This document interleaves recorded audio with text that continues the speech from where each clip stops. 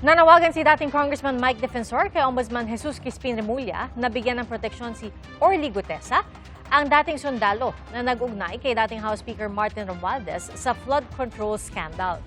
Inilabas ni Defensor ang isang audio recording kung saan maririnig umano si Gutesa. Sinabi ng boses sa recording na kinunan siya ng video at pilit pinabasa ng isang pahayag na hindi raw niya gawa at hindi totoo. Kapalit daw nito, mawawala ang kaso laban sa kanya. Sinabi doon, number 1, inibang affidavit at ang sinasabi na bayaran ka ni Marcoleta at ni Defensor. And that number 2, wala kang delivery sa bahay ni Martin Romualdez.